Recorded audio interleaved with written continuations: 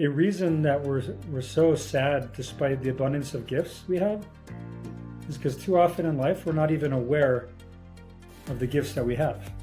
We don't even realize we have the gifts. There's no awareness of it. We just take it for granted. We just assume that that's the default, that that's the normal. A lot of times in life you don't realize what the gift was until you don't have it anymore. Every day, we are blessed to interact with some of Colorado's most interesting people.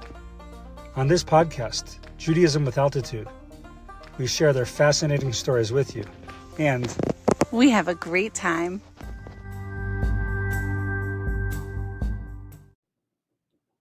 Hi, welcome back to another episode of Judaism with Altitude. Today, we have a very special topic that is particularly relevant in America this week. When I was little, Thanksgiving was just on Thursdays, but now it's a whole week. Schools get off, but not our kids, thankfully. Gratitude for that. So we're here with you today, and really what I want to say is it's not just relevant for Thanksgiving. It's relevant every day of the year. It's relevant and it's important, and we think these are really life-changing ideas. So we're excited to have you with us for this discussion today. Yeah, it is such an important topic that we try to think about all the time. Specifically, I was very grateful that this week I don't have to teach in the morning. So I was going to use yesterday to go shred the gnar for the first time in 6 months. We're going to go to Vail. We had a whole crew lined up, ready to go. And sure enough, there was a winter storm warning in the mountains, which said there's an imminent threat to life and property. So we ended up not going. And I could be all down and bummed. But I tried to be grateful because I didn't go. And I didn't want to be up there driving in that stuff. So I'm very grateful for not going. But I can't wait to go. And I'm so excited to go. So way to begin to apply it to your life. Yes. And before we actually begin, I just wanted to speak out a very interesting comment that a friend told me today. He said, me and my friends, we look very Jewish. We have these yarmulkes here, and we look very Jewish. So sometimes we get interesting comments from people. And actually, thank God, more often than not, they're very nice comments. So my buddy told me today, he got a comment from someone which said, I pray for your country all the time. I pray for you guys, for your country.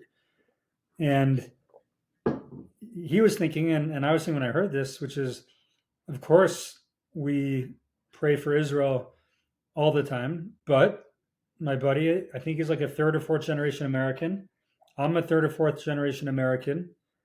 And our country is America. We were born here. Our parents were born here. Our grandparents were born here. My great grandparents were born here. We're Americans. So you could have said, no, you pray for America. That's good because I also do. We should pray for our country. And it's a reminder. The reason I just wanted to bring this out, it's a reminder that this very nice person who made this comment to him is reminding us that as much as we feel like this is home and we want to be comfortable, it's actually not really, really, really our home. They have to, these nice, well-intentioned people remind us of this, that it's really not our home, that we're always going to be viewed as the other, as an outsider, as someone who doesn't really fit in completely. And that's why he identified Israel as our country. That is our true home. Our true home is Israel. And we happen to be blessed to living in this country, which is a blessing beyond belief. Thank you, Hashem. Gratitude, Thanksgiving. We're so grateful we get to live in this country. But every so often we're reminded that this is actually not truly, really our home. And this nice person reminded us that, and nice people remind us sometimes. And sometimes not nice people remind us, like the not nice people in Montreal who are doing crazy things, this past week, or the not nice people in Toronto who were acting out pretending they were Sinwar. It's a funny thing. I don't know if you saw this, but I actually stopped watching the news, so I have no idea what you're talking about. But I appreciate you telling. But that rat Sinwar had a very pathetic end to his life that was caught on video, and they were acting it out, like it was something to take pride in and to act out. So that was a reminder that at least Canada is not our home, and in New York City, people are reminded all the time that it's not their home, and on campuses across the country, we're reminded all the time that this is not our home. Um, so sometimes we get reminded by very nice people, sometimes not nice people. At the end of the day, even for those of us fourth, fifth generation Americans who love this country, are so grateful for this country, we remember that our true ultimate home is in Israel. And sometimes we're just reminded of that in more pleasant ways, and sometimes we're reminded of that in less pleasant ways. So, I'm curious to ask you, because those of us who are in Israel, it's not necessarily peaceful there either. 100%. Yeah. The Mashiach is unfortunately not yet here. It's not. It's not like a controversial statement. He's not here. And the Jewish people are in Galus. We're in exile. The Shekhinah, God's presence, is not fully back. The base of Mikdash, the temple, is not standing. Mashiach's not here. Like, the Jewish people are in Galus. They're in exile.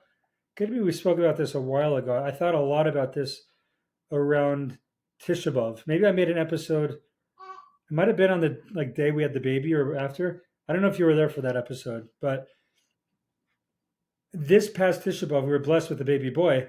But before the baby was born, I was thinking a lot about that particular Tisha B'Av, because for the first time in my life, and I've been around a while for at this point quite a few decades, not quite a few, but a few and change. Okay, yeah, almost 4 decades I've been on this earth. For the first time in almost those 4 decades, I think I really understood what we mourn on Tisha B'Av, which is like, in the absence of Mashiach, in the absence of our temple, we're truly not safe anywhere on planet Earth. Nowhere. Nowhere. Where are you going to go and truly feel like you're 100% safe right now as a Jew? Nowhere. That's just reality. Nowhere. And in Israel, it feels like home, and that's where I'd want to be. That's where I wish I was. But even there, obviously, there's people in the not too far distance around there who don't like us. As we've seen, unfortunately, in the last year and change, and the last bunch of years, there's a lot of people even there who don't like us. So wherever we go, unfortunately, there's people who don't like us. They don't like us on the left. They don't like us on the right. They don't like us in the academic elite circles. A lot of people don't like us, and that's just what it means. We're in Galus everywhere we are. So I don't know if that answered your question. It sounds a little bit depressing, but we're going to go in a different direction for the rest of this. So if you're feeling depressed, don't turn it off yet. This is the cheerful holiday season. It's just starting now. It's literally like my favorite week, like this Thanksgiving week. It's just everyone's chill. It's not traffic. People are happy. It's a great time of year. Yeah, it is. So let's talk about gratitude and Judaism. What do you have to say about gratitude? Yes, gratitude, I think, is just one of the fundamental traits of what it means to be a Jew. I'm not sure if everyone is aware. In Hebrew, Jews are called Yehudim. Yehudim. Yeah, Yehudi. I'm a Yehudi. I'm a Jew. A Yehudi, a Jew, Yehudim, it means thankers or acknowledgers. We acknowledge the good in our life. We thank. That's by definition what we are at our core. We're thankful people. We're thinkers. So I think it's a primary. Yawn number 2. I'm going to turn it over to you, so you can. I'm not tired. What are your thoughts on gratitude? You just told me. I'll just go off of what you said. That's who we are in our nature, and that's who we should be and who we're meant to be. That actually the first thing we wake up in the morning is this line of thanks, of gratitude to God for giving us our soul. Actually, one of our kids in first grade just came home from school the other day, learning that when we sleep, it's actually 1/60th of death. Or like that much of our soul leaves our body and goes up to the heavens and gets refreshed. And that's why, hopefully, if you get enough sleep, you feel refreshed in the morning. But this idea of gratitude that we take for granted, waking up in the morning and our life, which is almost can seem kind of morbid. Okay, now we get from depressing to morbid, but it's a reality. And I think when we recognize it and we don't take it for granted, we can appreciate every day of life, every moment in a different way, and choose, how we want to spend our time and not just kill our time. But this line of gratitude in the morning, Moda ani lefanecha, Thank you, God, for giving me my soul back today is the first thing that we wake up with on our lips. And it's not just a thought in our heads. It's nice to feel gratitude in our heads, but we actually take it from thought to speech and we speak it out loud. And that is how we're meant to start each day. Right, we start each day anew with this expression of gratitude. It's not simple that a person wakes up when they go to sleep. Some people do not wake up after going to sleep. And with our first breath, our first, opening of our eyes, we're already grateful that we live to see another day. That our job is still here in this world. So we have something still to accomplish by virtue of being given another day. So you're right. That's exactly how would you start their days with this expression of gratitude. And honestly, I think our day just continues with that for the entire duration of the day. We The truth is that when a person wakes up, after they wake up, then they go to the bathroom. And after they go to the bathroom, there's a blessing we say to thank God that we could go to the bathroom.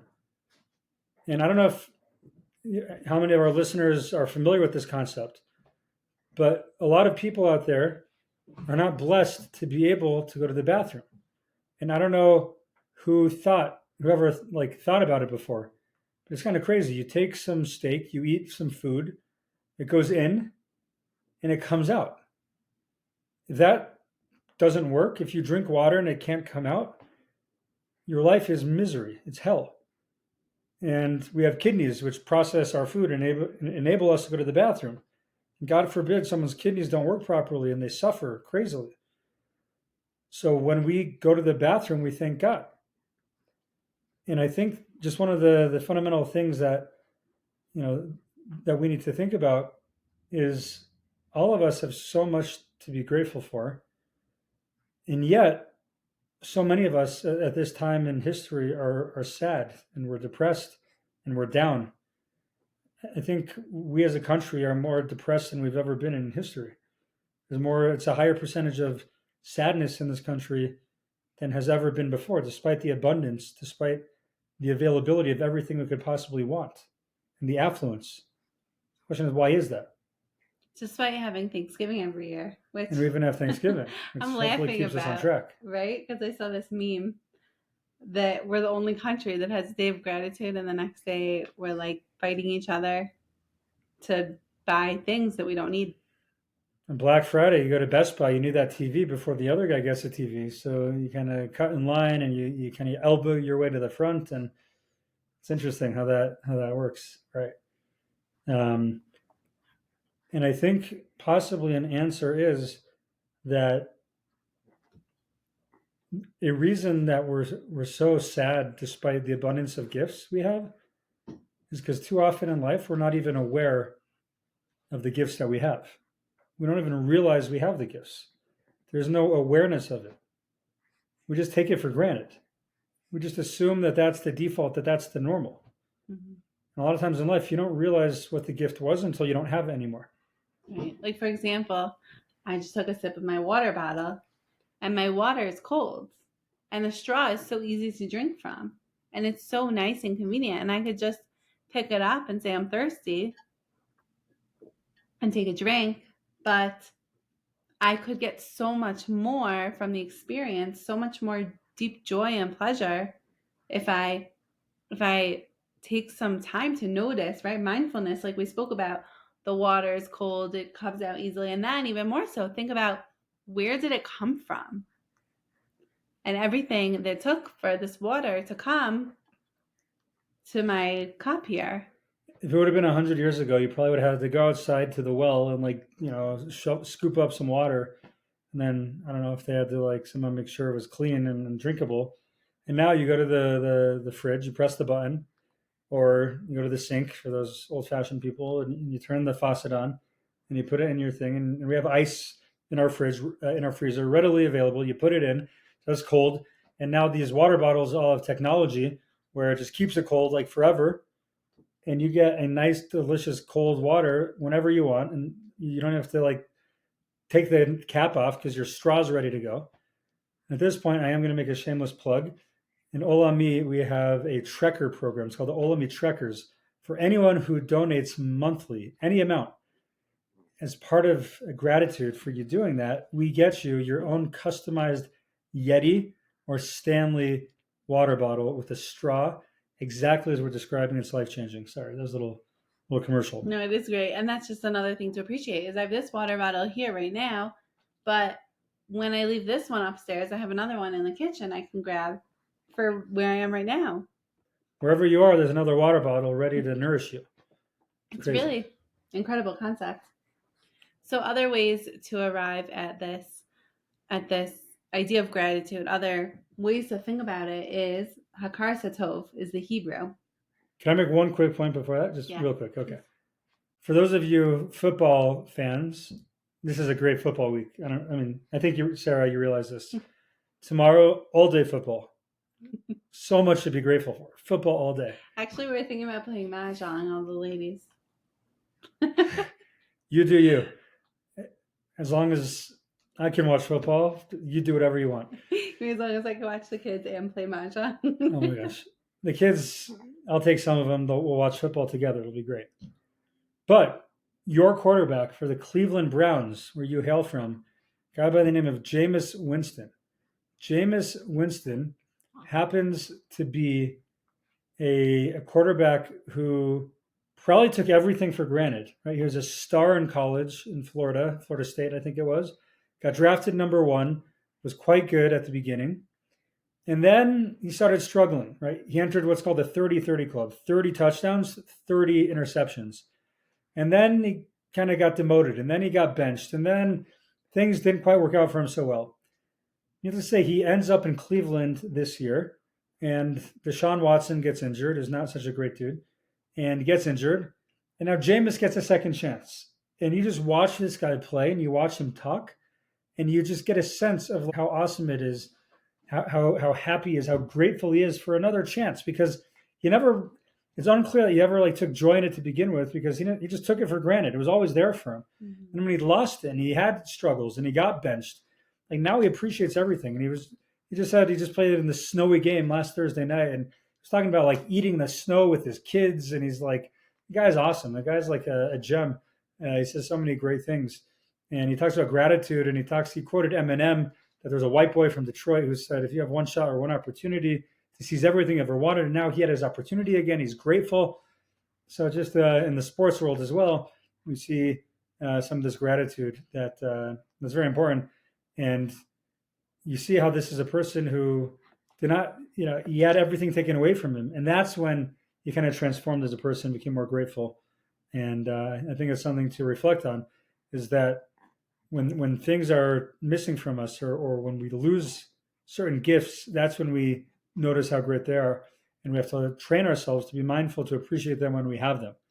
Last example that just always comes to my mind is in COVID, right? When we got COVID in 2021, the first thing that went for me was my smell. And that was brutal. Shabbos morning, and you can't smell a cholent. That was very hard. And the joy of eating was removed. And I was pretty depressed by it. And now, every time I can smell, that's a gift I should be happy about. Allow it to inspire joy within me. Sorry. You were talking about Hakara Satov, please. Absolutely. No, but there is something really important about what you're saying, about having that time of challenge in between the good times that really keeps us, I think, we need those ups and the downs. So to get to the next higher up in our lives, where we have more gratitude, more happiness, more goodness, sometimes we need that down in between. It sounds like he just had that, and he's really using that to fuel his next up even higher. Right. Those downs are actually quite helpful in that regard, to really appreciate the good in our lives. If a person never is lacking anything, then it'll be harder for him to take joy in just basic things in life, because he doesn't know any lacking. He doesn't know what life is without those things. So it's harder to take joy in everything he does have. Yeah. I remember when I was in middle school, I used to ask, is it good or bad? I was trying to understand things, right? I just thought it was so simple, so black and white. Is that good that happens, or is that bad? And life is actually more complex than that.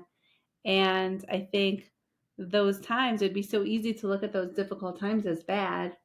But if we can find meaning in them, then we can reframe them and really, grow with them, grow through them, Yeah. right? Like Viktor Frankl talks about finding meaning and purpose in the hard times. Right. And then we can be grateful for those also. Right. So Hakar Satov, let's go back to the Hebrew. When we understand the Hebrew of a word, it helps us to understand really its essence. And this phrase that's used for gratitude, can you define it for us? Hakarasato means to recognize the good. It's a recognition. Lahakir, to recognize the good. Interesting. So first, before we can even be grateful for something, we need to see it. You have to be cognizant of it. You have to be aware of it. Right. So powerful. What a statement. If you think of examples, right? Of, like you said, appreciating your smell, or In order to do that, you have to. In order to do that, you have to recognize that you can smell. I often think of when I get a cold. Sometimes I get really down because like it hurts to swallow. Right now, thank God, it doesn't hurt me to swallow. Do I take joy in that and gratitude in that if I don't even realize that it doesn't hurt to swallow? Or if I have some kind of mindful acknowledgement that it doesn't hurt to swallow, then I can be grateful for that. Yeah. Also reminds me of that beautiful tree we have in our front yard in the fall. And it's beautiful. But if the shades are closed, then we don't even see it and we don't even notice it. We have to open the shades to be able to look at it, or look at it when we're walking past to notice it, to be grateful for it. Right. And if we just always keep our blinds down, we don't even know it's there. If this gorgeous tree, it's the prettiest tree on the block. And Probably the whole neighborhood. yeah, for sure. Stunning. And this is another point I don't know if we're going to bring up later, but in life, so often there are positives of things and there's negatives of things. So I could look at that tree and just think about the leaves and the hours of my life that will be spent raking those leaves and then figuring out how to have to go to Ace Hardware. Shout out Ace Hardware, great store. And I have to put all the leaves in these big bags, and then I got to figure out what to do with the bags for a couple of months until bulk trash day comes, or maybe I have to put the things in my trunk and drive it down to the place where I can throw the leaves. But that takes time, and it's just a lot of work, a lot of time having this great tree. But so I could focus on that and just get depressed every time I see the tree, and a lot of people do that in life. A lot of people just look at something and instantly see the bad, or I could look at the tree and be like, that thing is stunning. It's stunning when the leaves come in the spring and it's green and full of life and shade. We don't have to water our lawn that much because the thing is so shady all the time. It's not getting scorched by the sun, to the shade that it provides, the good feeling it provides when you look out and see that beautiful green, and then in the fall that stunning gold. Like I can think about that. It's like, which one am I going to think about? The kind of sad, crusty brown leaves, or the gorgeous, vibrant life that it offers as well. So I think it's a good example where we can see the good side or the bad side of something. But yeah. Yeah, we can apply that then to our environment. We can apply that to the people around us and our relationships. Do we see the good in other people, or do we see the bad, right? Do we walk into a room and it's instant judgment of every single person or of someone in the room?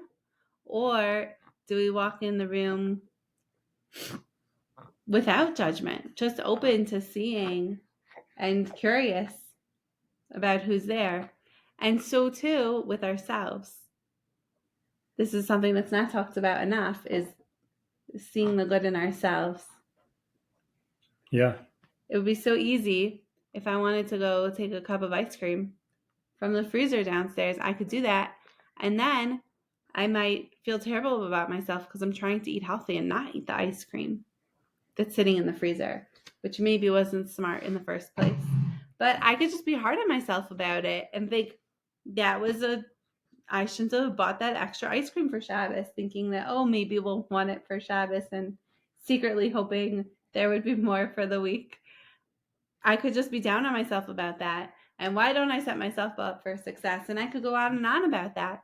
But that's not recognizing the good. And that's not going to help me succeed, because then becoming upset from those thoughts, all I'm going to be thinking about is that cup of ice cream that I wanted. And I'm going to want another one. And you'll just go take it. Like, Right. why not? And not that there's anything wrong with eating ice cream. There's a time and there's a place. And if I decide it's not the right time for me now and I'm trying not to, then I shouldn't be hard on myself also for not. That self-talk is so destructive. Like judging myself unfavorably. What's wrong with you?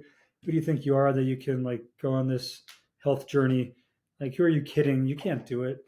That's devastating self-talk. Like, we have to some extent, step outside ourselves and give ourselves like, the grace that we would want to give other people. We want to, see the good in others. We should see the good in ourselves. Like, hey, it's all right, Dano. You tried your best. You didn't get it right this time, but there's next time. And like, you got this. And to just let that initial nasty thought that I have towards myself, let that float away and just not get too absorbed in it. So it's an interesting thing, again, this how we view our own actions and how we should judge those favorably and see the positive in ourselves. One question I have, though, this came up today, actually. I was studying with a guy. I think I mentioned this before. We're learning Alan Moranis' book, Everyday Holiness. And one of the things that he describes is that how it's like a default for people to judge other people nastily. It's so normal that you just see someone and you just see the bad in them. Why do they look like a schlump? Why does that person, why is their yarmulke not on straight?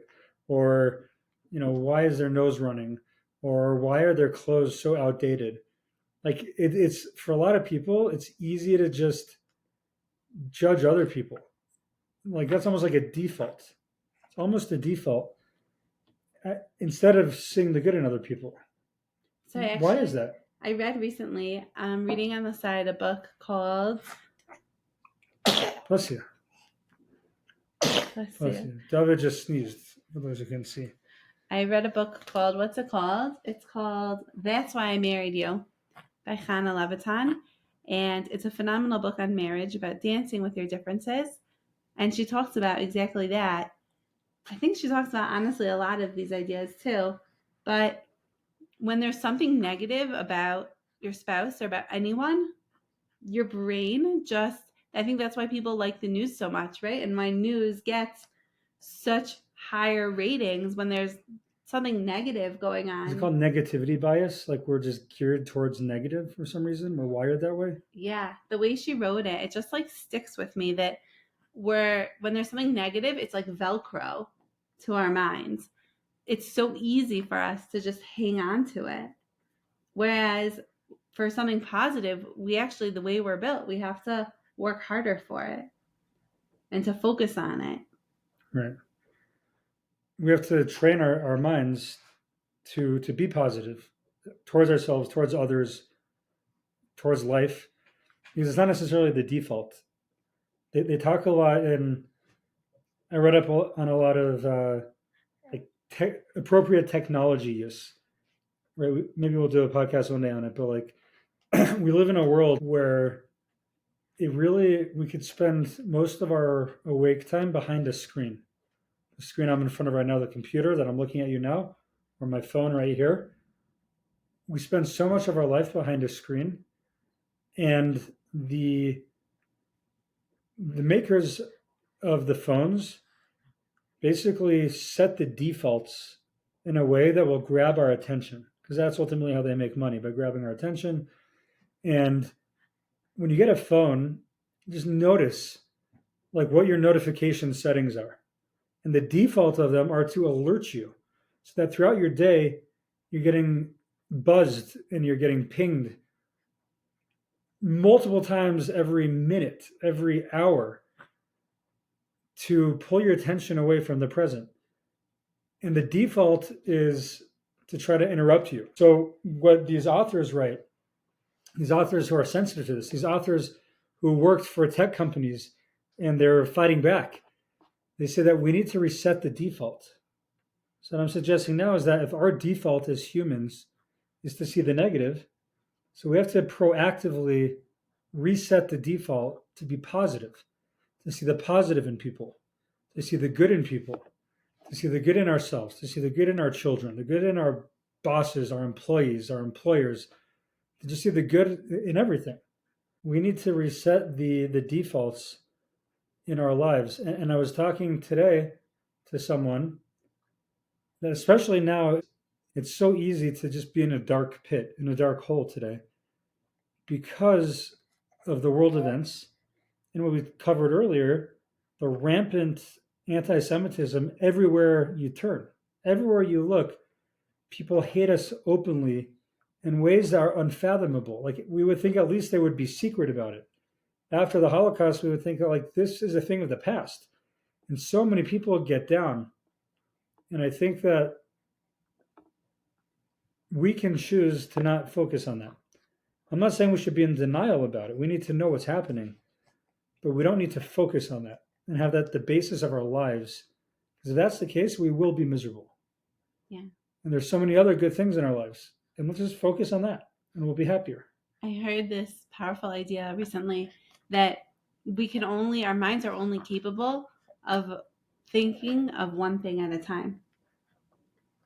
And maybe those thoughts can run really fast, but it's really just one thing at a time. So if we're focusing on something, and that's where the mindfulness comes in, if we're focusing on something that's positive, there's no space for those negative thoughts.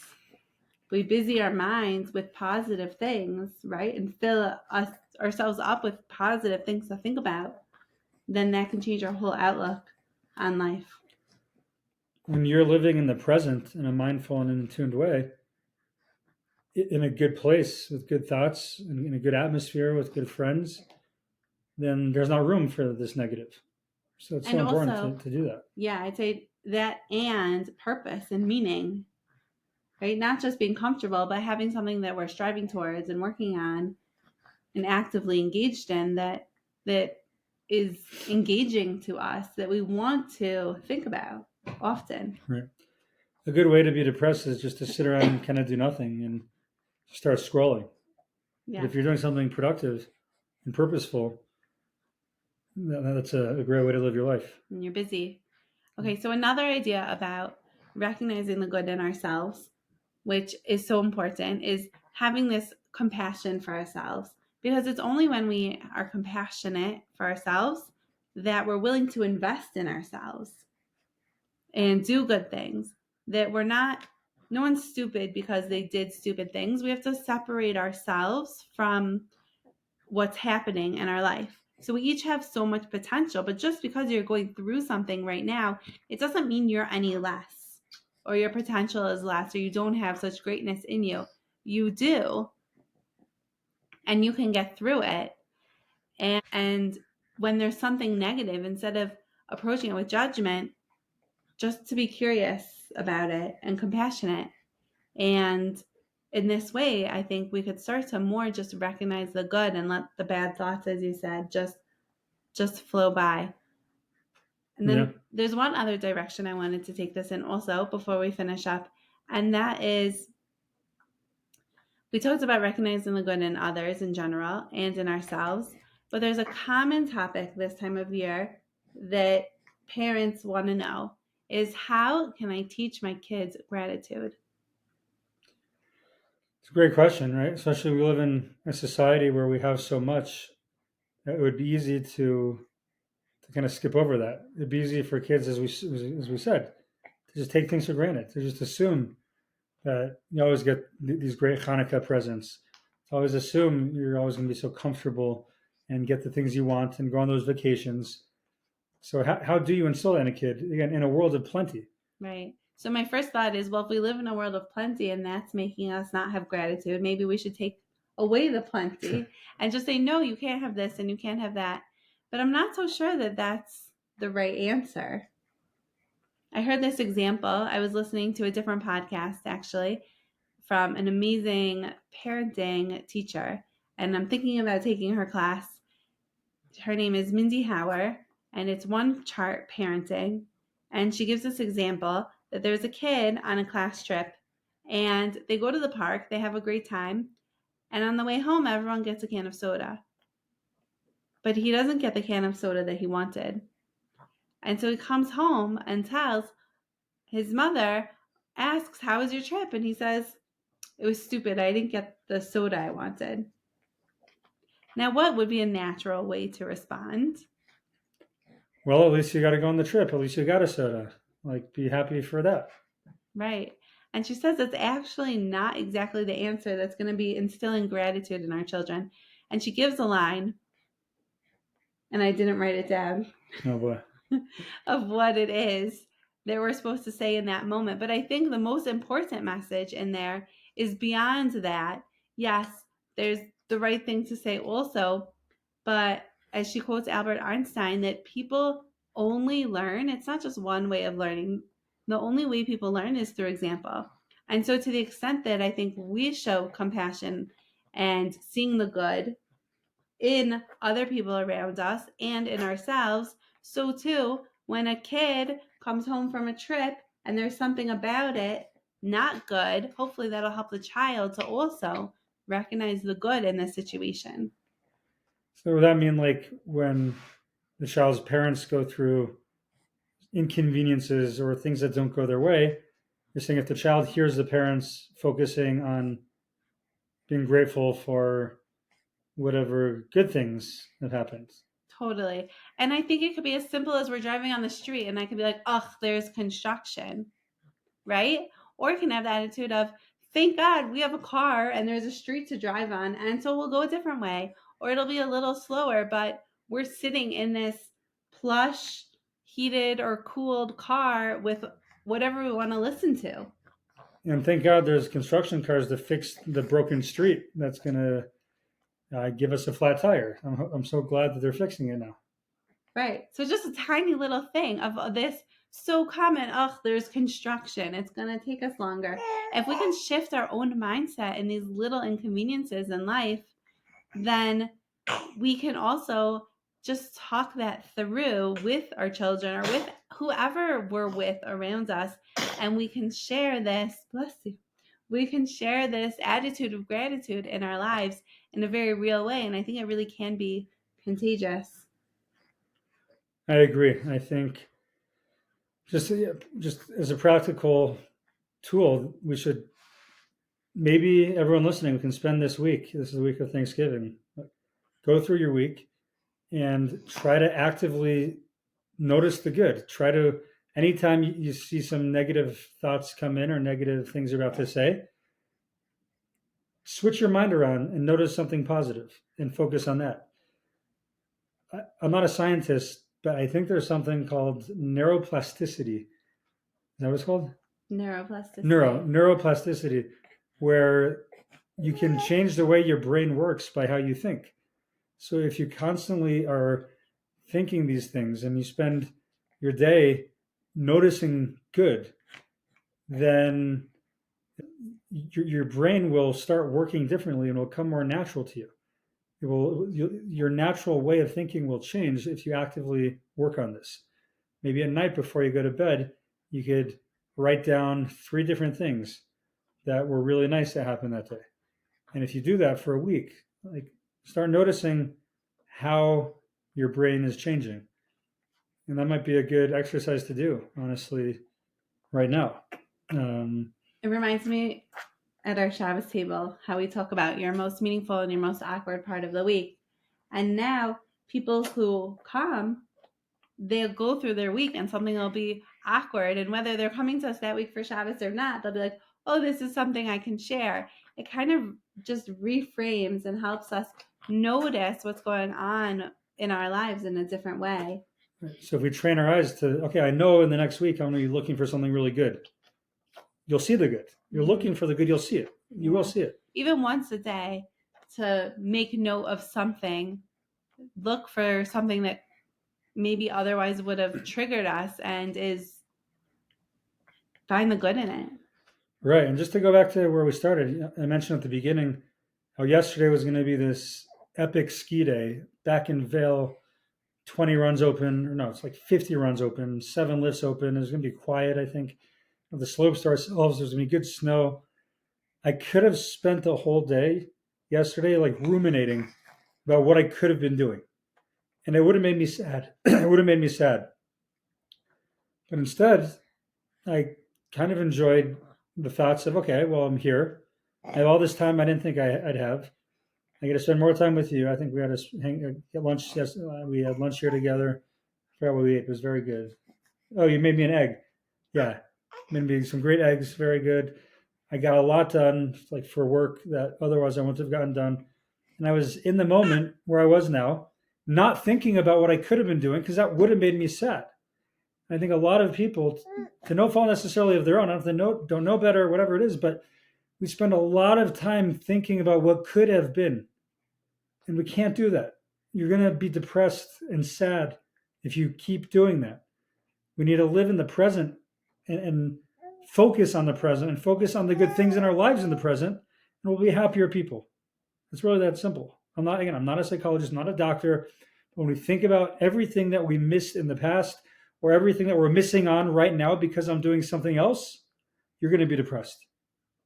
So focus on what you are doing, optimize that, take joy in that, and be happy with that. Beautiful. Maybe we could leave off with just some few more practical examples. Please. So I thought of one that this was theoretical, but let's say we went out for dinner and the restaurant didn't have what I wanted to order and I had to get something else. And let's say it really wasn't as good as what I wanted to order. So we could come home and I could share that, right? I could share that with the kids and say, yeah, we went out. It was really nice. They were out of, instead of saying, oh, they were out of eggplant parmesan. That's the only reason I go. I could say, yeah, they didn't have eggplant parmesan, but I had a salad instead. And it was really refreshing and nice. And I'm glad we had the opportunity to get out anyways. Yeah. Well, that's going to do it today for Judaism with Altitude. We thank you so much for joining us. The baby was getting a little bit fussy there at the end. So if we come up with other examples of what we're talking about, of how to reframe things, how to focus on the good in things, we'll try to bring those up in future episodes. But it's a very, very important skill to cultivate. It can absolutely change your life. And we hope that you think about these things as we celebrate this beautiful holiday of Thanksgiving, where we express our gratitude to everyone in our lives, to God for everything He's done for us, everyone in our lives who help us, and to this beautiful country we live in who give us freedom. And we're so grateful to this amazing country. Thank you all for joining us today. Please like and subscribe and share with friends. And we'll come back next week. See you then.